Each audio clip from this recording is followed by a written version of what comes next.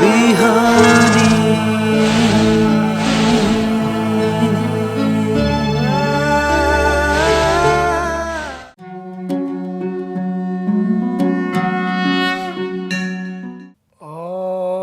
कस्तूरीतिलकं ललाटपटले वक्षःस्थले कौस्तुभं नासाग्रे वरमौक्तिकं करतले वेणुः करे कङ्कणं सर्वाङ्गे हरिचन्दनं सुललितं कण्ठे च मुक्तावली गोपस्त्री परिवेष्टितो विजयते गोपालचूडामणि नारायणं नमस्कृत्य नरं चैव नरोत्तमं देवीं सरस्वतीं व्यासं ततो जयमुदीरयेत्। समादरणीय संपूर्ण दर्शकवृन्द, प्रभातकालीन हार्दिक अभिवादन। इमेज च्यानल को शुभ बिहानी कार्यक्रम मार्फत हामी समुपस्थित भइसकेका छौं। हामीले श्रीमद् भगवद गीताका विभिन्न सन्दर्भहरू हजुरहरू समक्ष चर्चा परिचर्चा गर्दै आएका छौं। श्रीमद् भगवद गीतामा भगवान श्रीकृष्णले हाम्रो जीवन र जगतसँग सम्बन्धित विविध विषयहरू उपदेश गर्नुभएको छ। जब धृतराष्ट्रले त्यो युद्धको सन्दर्भमा सञ्जयसँग जान्ने इच्छा प्रकट गरिसकेपछि सञ्जयले धृतराष्ट्रलाई बुझाउँदैछन्। पश्यैतां पाण्डुपुत्राणाम् आचार्य महतीं चमुं व्यूढां द्रुपदपुत्रेण तव शिष्येण धीमता।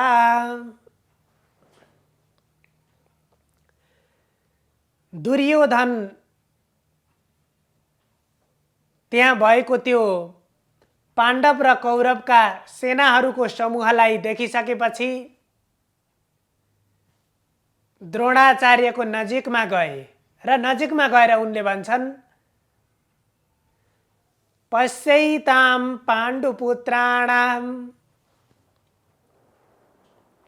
ल हेर्नुहोस्, पाण्डुका पुत्रहरूको अर्थात् पाण्डवको पक्षमा जो सेनाको प्रमुख भएर सेनापति भएर जो बसेका छन्, जो अत्यन्त धीमता बुद्धिले युक्त भएका बुद्धिमान धृष्टद्युम्न, जो अत्यन्तै चलाक पनि छन्, जो बुद्धिमान पनि छन्, त्यस्ता व्यक्ति हजुरसँग युद्ध गर्नको लागि हजुरको विपक्षमा भएर ती उपस्थित भएका छन्। को? धृष्टद्युम्न। व्यूढां द्रुपदपुत्रेण, राजा द्रुपदका छोरा थिए धृष्टद्युम्न। तव पुत्रेण तव शिष्येण धीमता। ती जो धृष्टद्युम्न छन् ती भनेका हजुरका शिष्य पनि हुन्। हजुरको शिष्य भएर आफै विपक्षमा गएर युद्ध गर्नको लागि तयार भएर उपस्थित भएका छन्। ल हेर्नुहोस् त, दुर्योधनले द्रोणाचार्यलाई प्रफुल्लित पार्न खोजेका छन्। अर्थात् जो पाण्डवहरूको पक्षमा उपस्थित भएका थिए तिनीहरूप्रति नराम्रो भावनाको प्रस्फुटित गराइदिन खोजेका छन्। तिनीहरूप्रति नराम्रो दृष्टि बनाइदिन खोजिराखेका छन् र जुन आफूप्रति पनि द्रोणाचार्यको विश्वास लागेको थिएन, त्यसकारण गएर सबैभन्दा पहिला उनले द्रुपदको नाम लिएर यहाँ तब शिष्येण तिम्रा शिष्य धृष्टद्युम्न मात्रै भनेको भए पनि हुन्थ्यो, तर त्यति मात्रै नभनेर त्यहाँ के भनेका छन्, द्रुपदका पुत्र धृष्टद्युम्न तिम्रो विपक्षमा, हजुरको विपक्षमा आएर यहाँ उपस्थित भएका छन्। राजा द्रुपद र द्रोणाचार्य, जसको बीचमा अत्यन्त ठुलो वैमनस्यता उत्पन्न भएको थियो, किनभने एउटा अत्यन्त त्यहाँ सन्दर्भ आउँछ महाभारतमा। द्रोणाचार्य र द्रुपद एउटै गुरुकुलमा बसेर अध्ययन गरेका थिए। यहाँ मित्रता केलाई भनिन्छ र शत्रुता अर्थात् वैमनस्यता केलाई भनिन्छ, यो दृष्टान्तबाट हामीले सजिलै बुझ्न सक्छौं। त्यो एउटै गुरुकुलमा बसेर सहपाठीको रूपमा भएर अध्ययन गर्दै गर्दा राजा द्रुपद र द्रोणाचार्य, द्रुपद अलि सम्पन्न थिए तर द्रोणाचार्य कमजोर थिए आर्थिक अवस्थाले। त्यति बेला साथीको रूपमा हुँदाखेरि द्रुपदले के भन्थे, यदि म पछि गएर म राजा भएँ भने, अथवा म राजा भएको भए त मैले मेरो राज्यको आधा भाग मैले तिमीलाई दिन्थे होला। साथी हुँदाखेरि, सहपाठी हुँदाखेरि द्रुपद र द्रोणाचार्यको बीचमा त्यस्तो अत्यन्त प्रेम थियो, अत्यन्त सौहार्दता थियो, एक आपसमा सद्भाव थियो। त्यहाँ एउटा वास्तविक त्यो मित्रताको भाव झल्किन्थ्यो।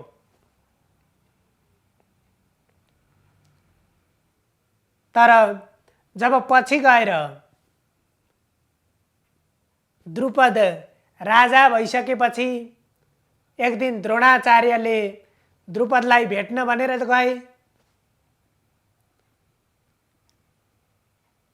र द्रुपदलाई भेट्न गइसकेपछि त्यति बेला द्रोणाचार्यलाई द्रुपदले नचिने जस्तो गर्न थाले, देखेर पनि नदेखे जस्तो बेवास्ताको व्यवहार, बेवास्ता जस्तो देखाउन थाले। त्यसबाट द्रोणाचार्यको मन खिन्न भयो, मन अत्यन्त दुखी भयो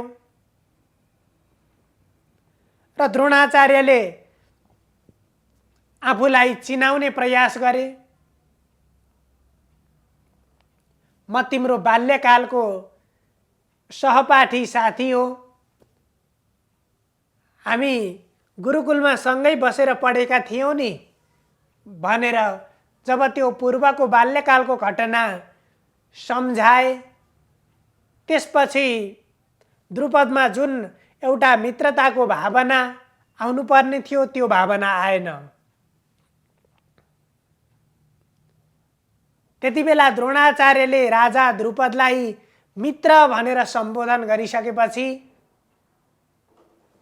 द्रुपदले अत्यन्त कठोर वचन बोले।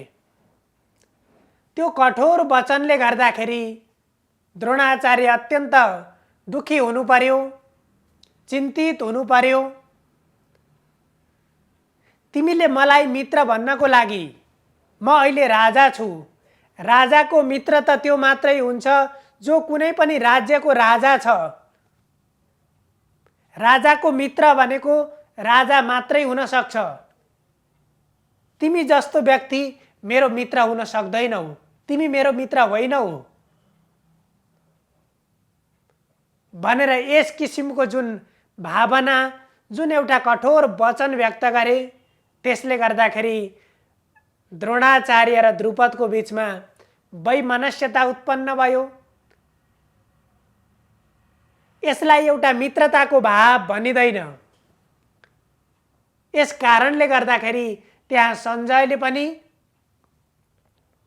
द्रुपद पुत्रेण, द्रुपद राजा द्रुपदका छोरा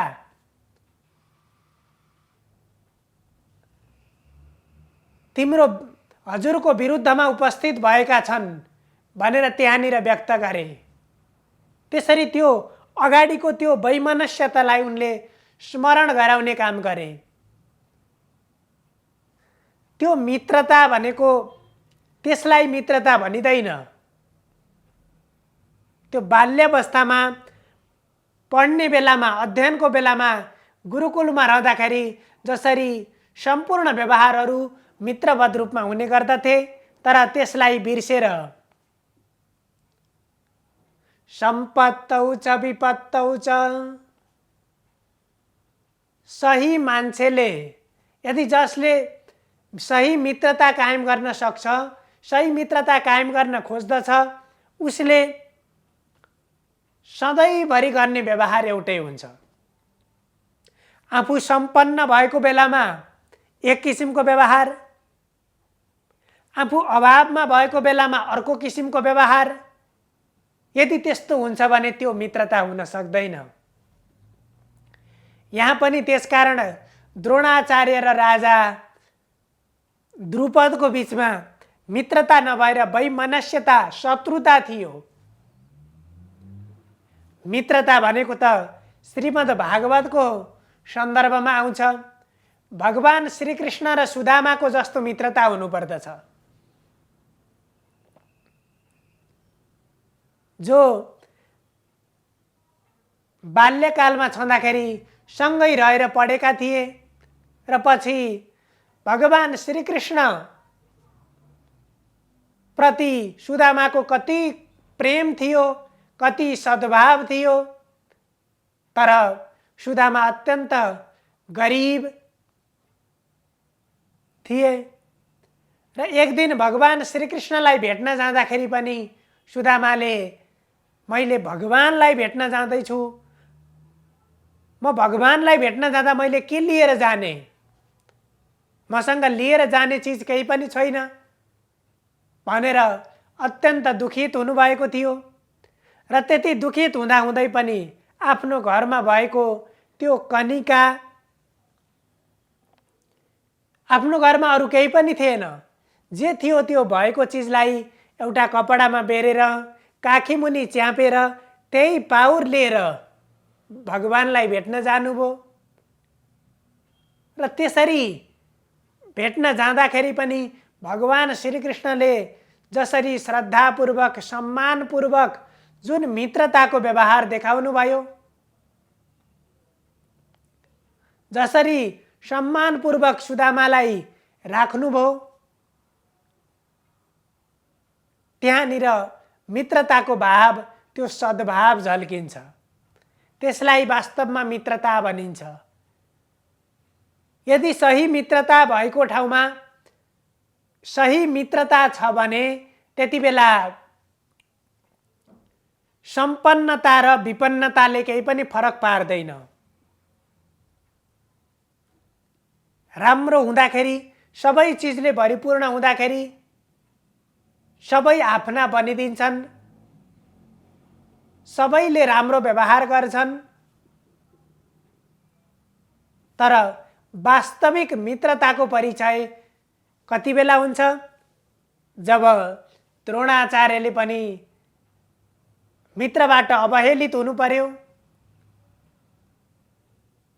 यता सुदामाले भगवान श्रीकृष्णबाट त्यो प्रेम प्राप्त गर्नुभयो, त्यो सद्भाव प्राप्त गर्नुभयो। र त्यस्तो त्यो वैमनस्यताले गर्दा, अर्थात् त्यो मित्रताको भावनालाई बिर्सेर जब द्रुपदले द्रोणाचार्यप्रति त्यस किसिमको व्यवहार गरे र त्यो व्यवहारले गर्दाखेरि द्रोणाचार्यको मन अत्यन्तै चिन्तित थियो, दुखित थियो। र तिनै द्रोणाचार्यलाई मार्नको लागि, अर्थात् तिनै द्रोणाचार्यको विपक्षको रूपमा द्रुपदका पुत्र धृष्टद्युम्न स्वयं उपस्थित भएका थिए। त्यसरी उपस्थित भएर युद्धको क्रममा रहेका थिए। त्यहाँनिर एकजना धर्मको पक्षमा लागेका छन्, अर्कोजना राज्य प्राप्तिको पक्षमा लागेका छन्। मान्छेको भावना, मान्छेको बुद्धिको विकास कसरी हुन्छ, उसका व्यवहारहरू कसरी अगाडि बढ्छन्, ती सबै कुराले निर्धारण गरेको हुन्छ। द्रोणाचार्य आखिरमा सबैका गुरु हुनुहुन्थ्यो। सबैलाई गुरु भनेपछि सबैप्रति समभाव राख्नुपर्छ भन्ने भावना, त्यो चेतना द्रोणाचार्यमा थियो। तर पनि दुर्योधनले द्रोणाचार्यमा भएको त्यो चेतनालाई, त्यो भावनालाई स्खलित बनाउनको लागि, त्यो भावनामा परिवर्तन गरिदिनको लागि, अर्थात् त्यो सद्बुद्धिमा बिर्को लगाइदिनको लागि दुर्योधनको संसर्गले गर्दाखेरि द्रोणाचार्यमा पनि त्यस किसिमको बुद्धिमा मलिनता उत्पन्न भयो।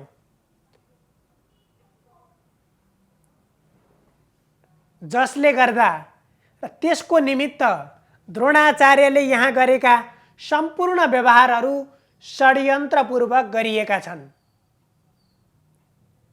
यहाँ गलत उद्देश्यले प्रेरित भएका छन् यी कार्यहरू। त्यस कारण पनि यो कुराले गर्दाखेरि पनि दुर्योधन अन्तिममा गएर असफल हुन पुग्दछन्। दुर्योधनले आफ्नै गुरुको पनि बुद्धिमा, गुरुको पनि भावनामा उसले परिवर्तन ल्याइदिने प्रयास गरेको छ।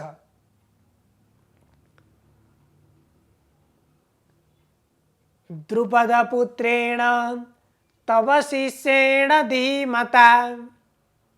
त्यसकारण तपाईकै शिष्य भए पनि तपाईको विरुद्धमा उपस्थित भएका छन्। त्यसकारण अब अत्यन्त चलाखीपूर्वक, बुद्धिमानीपूर्वक यो युद्धमा तयार हुनुपर्छ, युद्ध गर्नुपर्दछ भनेर द्रोणाचार्यलाई दुर्योधनले अझै प्रेरित गर्दैछन्। भवान् भीष्मश्च कर्णश्च। यहाँ त्यति मात्रै होइन, धृष्टद्युम्न मात्रै होइन,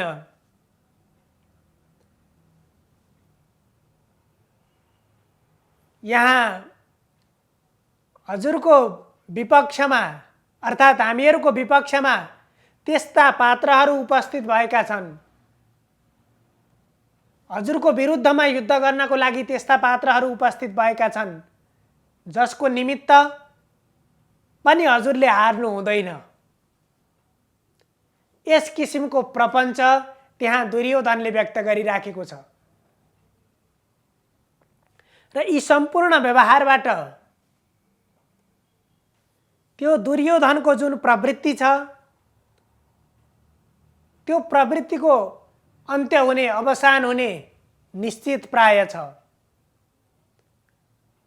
उसमा उसकै शरीरले, उसकै हाउभाउले, उसकै व्यवहारले ती कुराहरू बोलिराखेको छ। यसरी सञ्जयले बताइराखेका छन्, सञ्जयले भनिराखेका छन्। धृतराष्ट्रले अत्यन्त ध्यानपूर्वक सुनिराखेका छन् र मनमा त्यति बेला पनि धृतराष्ट्रको मनमा हुन्छ, कतै मेरा पुत्रहरूले, दुर्योधनले युद्ध हार्ने पो हो कि। उसको बारेमा त्यहाँ त्यो कमजोर मानसिकता, उसका क्रियाकलापहरू, ती कमजोर क्रियाकलापहरू गर्दाखेरि उनी जुन त्यो अभिमानी प्रवृत्तिको पक्षमा उनी देखिएका छन् र ती कथा सुन्दाखेरि त्यो त्यहाँको सम्पूर्ण वृत्तान्त सुनिरहँदाखेरि धृतराष्ट्रको मनमा पनि कता कता आशंका उत्पन्न भइराखेको छ र पनि उनी एकचित्त भएर सुनिराखेका छन्। सञ्जयले बताउँदै गएका छन् र त्यो प्रवृत्तिले गर्दाखेरि जुन त्यो दुर्योधनको प्रवृत्ति छ त्यो प्रवृत्तिले गर्दाखेरि हाम्रो एउटा सम्पूर्ण वंशको नै एउटा इज्जत, वंशको नै एउटा मान प्रतिष्ठा त्यसमा नै हानि हुने भयो। भनिन्छ कुलमा वंशमा एउटा मात्रै व्यक्ति पनि यदि खराब निस्कियो भने, एउटा मात्रै पुत्र पनि यदि खराब निस्कियो भने त्यसले सम्पूर्ण कुललाई, सम्पूर्ण वंशलाई नै त्यसले के गर्छ? दूषित बनाउँछ, बिगार्ने काम गर्छ। तर एउटा मात्रै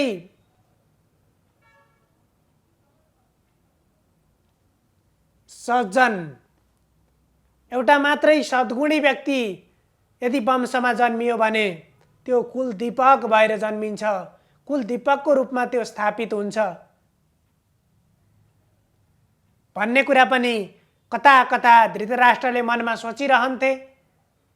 उनले एक किसिमले सञ्जयका ती कुराहरू, त्यो वृत्तान्तहरू सुनिराखेका छन् र उनको अर्को भित्री मनले अर्कै कुराहरू मनमा आशंकित भइराखेको छ। यसरी त्यहाँ त्यो युद्धको सम्पूर्ण वृत्तान्तहरू सुन्दै सुन्दै गए धृतराष्ट्रले, सञ्जयले बताउँदै गए र उनको मनमा आफ्नो त्यो छोराको प्रवृत्तिमाथि, त्यो दुर्योधनको प्रवृत्तिमाथि, त्यो व्यवहारमाथि पनि आशंका उत्पन्न भइराखेको छ, जसले गर्दाखेरि धृतराष्ट्र आफैमा उनको विचार, उनको भावना त्यस किसिमको थिएन। तर दुर्योधनको जिद्दीपनले गर्दाखेरि उनी पनि त्यो अवस्थासम्म पुगिराखेका छन् र यो प्रवृत्तिको युद्ध, यो प्रवृत्तिमा सही प्रवृत्तिमा विजय प्राप्त गर्नको लागि हामी सबैले त्यो दुर्योधनको प्रवृत्तिलाई निरुत्साहित गर्नुपर्दछ र दुर्योधनको प्रवृत्तिको विरुद्धमा हामी सबै रहनुपर्छ। सर्वे भवन्तु सुखिनः, सर्वे सन्तु निरामया, सर्वे भद्राणि पश्यन्तु, मा कश्चित् दुःखभाग् भवेत्। हजुरहरूको दिन शुभ होस्। धन्यवाद।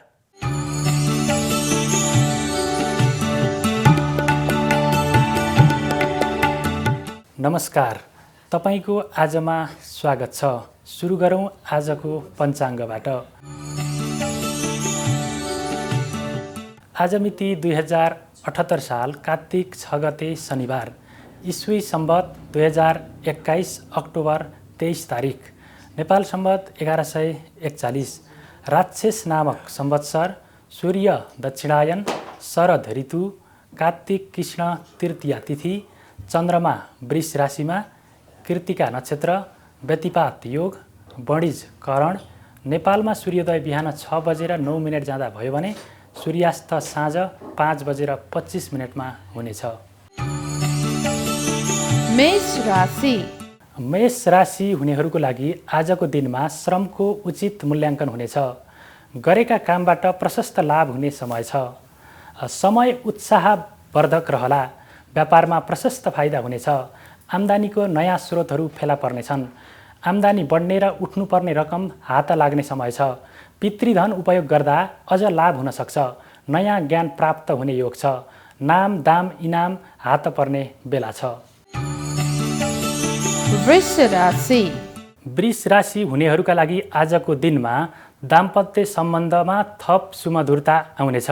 साथीभाइसँग केही मतभिन्नता भए पनि अन्त्यमा उनीहरू सकारात्मक देखिनेछन्। सन्तान पक्षबाट सुख सन्तोष प्राप्त हुने योग छ। रमणीय र सुखद यात्राको सम्भावना छ। जीवनसाथी वा आमाको सल्लाहमा गरिएको काममा सफलता प्राप्त हुनेछ। बन्द व्यापारबाट राम्रै आय हुने सम्भावना छ। मिथुन राशि। मिथुन राशि हुनेहरूको लागि आजको दिनमा स्वास्थ्यका दृष्टिले समेत राम्रो छ। आर्थिक लाभ हुनेछ। ऋण सापटी लेनदेन आजको दिन अनुकूल छ। पारिवारिक जीवन सामान्य र सन्तोषजनक रहनेछ। प्रतिद्वन्द्वीहरूका माझमा आफ्नो क्षमता प्रदर्शन गर्ने दिन हो आज। घर परिवार र साथीभाइको राम्रो साथ सहयोग प्राप्त हुनेछ। जीवन सङ्गिनीसँग रहेको वैचारिक मतभिन्नताको समाप्ति हुनेछ। कर्कट राशि। कर्कट राशि हुनेहरूका लागि आजको दिनमा रकम तथा भौतिक साधन जुट्नाले दिगो फाइदा हुने काम प्रारम्भ हुन सक्छ। परिस्थितिसँग केही सम्झौता गर्नु परे पनि प्रयत्न गर्दा लक्ष्यमा पुग्न सकिनेछ। अधिकार र प्रतिष्ठा जोगाउन सफल भइनेछ। कामको चापबाट फुर्सद पाइनेछ। विभिन्न सहयोग र उपहार प्राप्त हुनेछन्। यात्रा गर्ने अवसर जुट्नुका साथै आतिथ्यता प्राप्त होला। सिंह राशि। सिंह राशि हुनेहरूका लागि आजको दिनमा सामान्यतया झैझगडा र वादविवादमा फस्नु राम्रो हुँदैन। मुद्दा मामिला र दैनिक काममा चुनौतीको सामना गर्नुपर्नेछ। आफन्त र मित्रवर्गको सहयोग पाइने समय नै छ। बन्द व्यापार र साझेदारीबाट राम्रो प्रतिफल प्राप्त हुनेछ। आफ्नै सवारी साधनमा रमाइलो र टाढाको यात्राको सम्भावना समेत छ। बन्द व्यापार र उद्योग धन्दामा फाइदा मिल्नेछ। कन्या राशि। कन्या राशि हुनेहरूका लागि आजको दिनमा विवादले खिन्न बनाए पनि आत्मबल र हौसलामा कमी आउने छैन। पारिवारिक र दाम्पत्य सम्बन्ध प्रगाढ बन्न सक्छ। व्यावसायिक यात्राको सम्भावना छ। व्यापार तथा उद्योगतर्फ फाइदा हुने योग छ। वैदेशिक यात्रा पनि लाभदायक रहनेछ। समय महत्त्वपूर्ण रहेको छ, तर जुनसुकै काममा सफलता आर्जन गर्न प्रतिस्पर्धा गर्नुपर्ने देखिन्छ। तुला राशि। तुला राशि हुनेहरूको लागि आजको दिनमा परिवारमा ठुलो जमघट वा कुनै धार्मिक सामाजिक कार्य सम्पन्न हुनेछ। विशिष्ट व्यक्तिले तपाईँको विचारको कदर गर्नेछन्। स्वास्थ्य स्थिति सन्तोषजनक रहनेछ। बन्द व्यापार फस्टाउने योग छ। प्राविधिक काममा विशेष सफलता प्राप्त हुनाले आत्मसन्तुष्टि प्राप्त हुनेछ। आभूषण श्रृङ्गार साजसज्जा फेसन डिजाइन र सञ्चार क्षेत्रका व्यवसायीले राम्रो सफलता प्राप्त गर्ने छन्। वृश्चिक राशि।